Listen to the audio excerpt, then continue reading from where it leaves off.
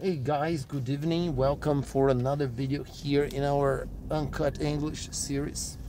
Tonight, coming to you through again from a different angle because, like I said in our last video, I'm placing my video camera today again in a different spot on my windshield, so that I don't know, you get a better angle of me, I guess.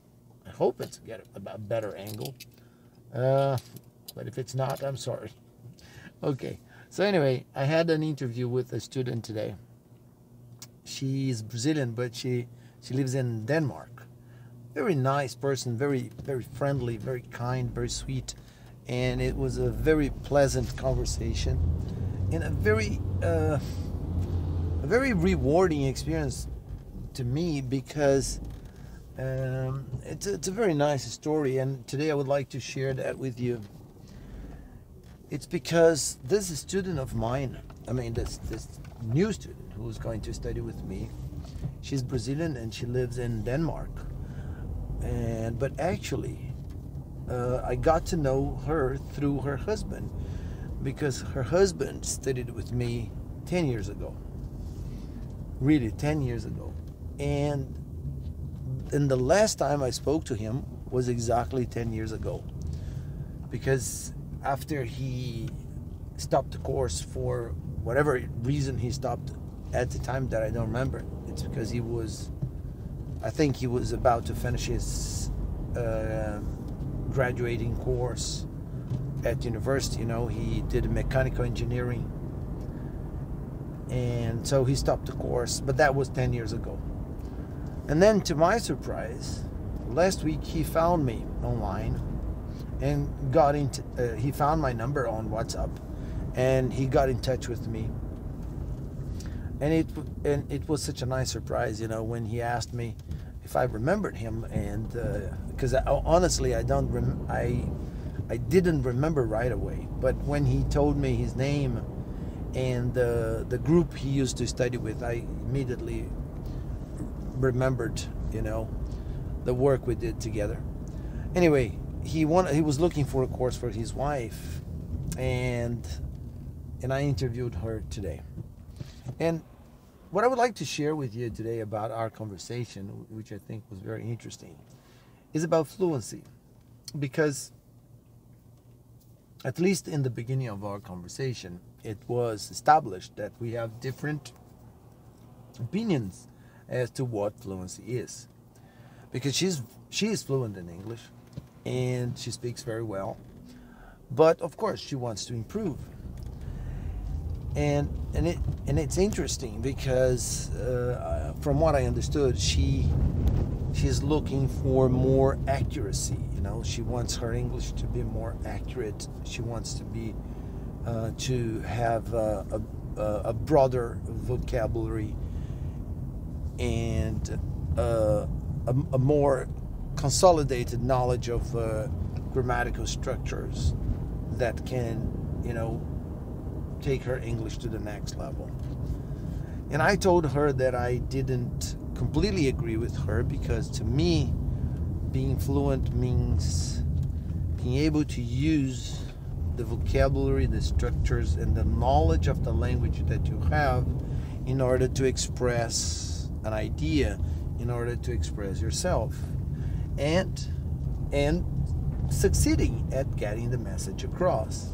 So, and this totally happened today in our conversation, because for the first 45 minutes we only spoke in English. And the thing I wanted to share with you, it's about two moments that we had in our conversation. One was like this. We were talking about cultural differences between, Brazilian culture and Danish culture. And then she said something interesting about what happens at a Danish dinner table, because Danish people, they don't like to talk about polemic subjects at dinner.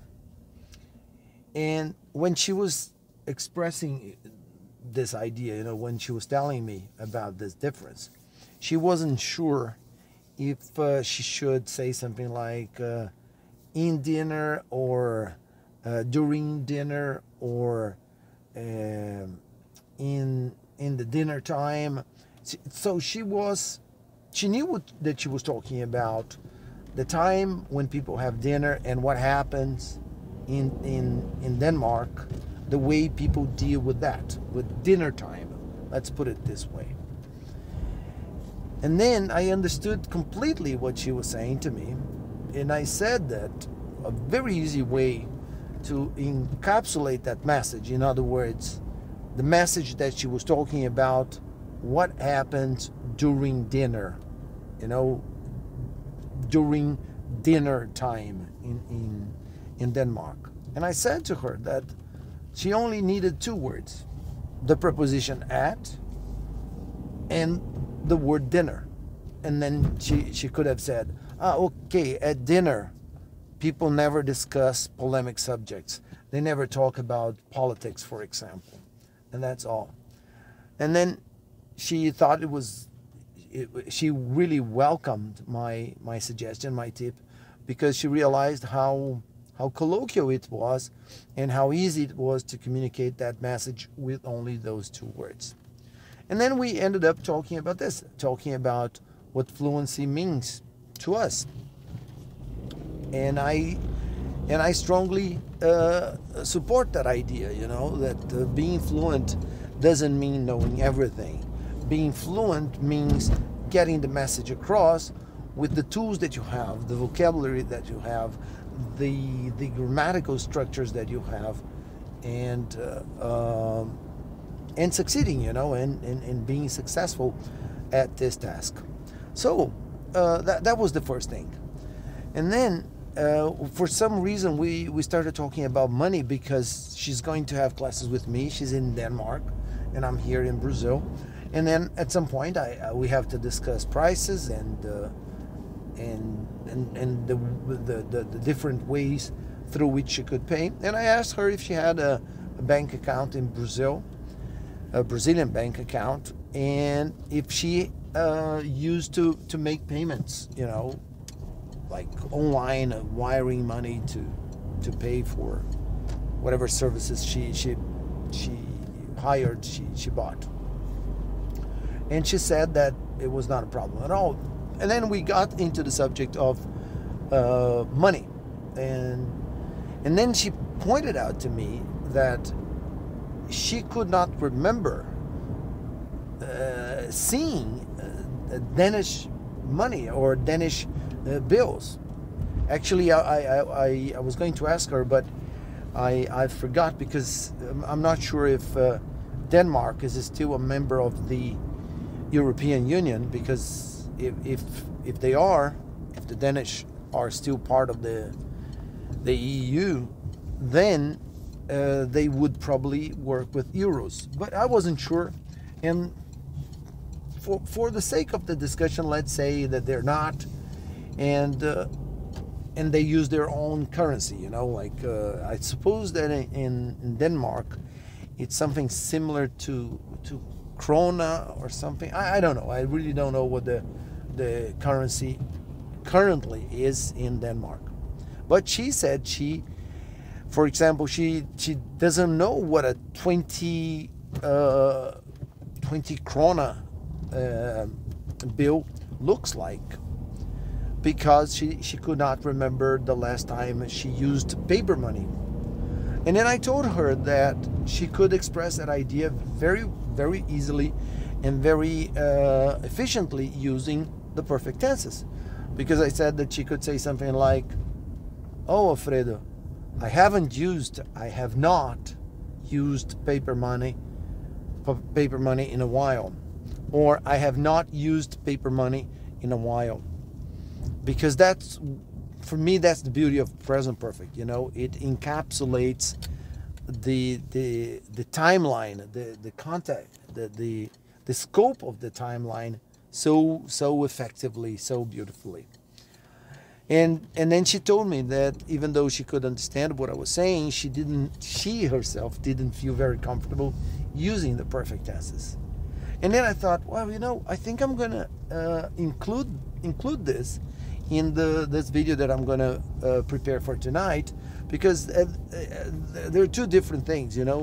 One is about a preposition, like the preposition at, in a sentence like at dinner, what Danish people normally do, and then the perfect tense used to encapsulate that message. I thought it would be interesting things to share with you. Okay, so that's what this video was about. Okay, it was about the concept of fluency, what fluency means, and I wanted to share with you really what I believe fluency is, what fluency means. And secondly, about the importance of learning these colloquial uses for the language, one with the preposition and the other one with a very useful verb tense, which is present perfect. Okay, so I've just arrived home, and I wanted to take this time today to share this information with you. I hope you found it useful. My name is Alfredo. This is Uncut English, and this is one more episode of our series. I hope to see you again in our next episode. Bye for now. Good night.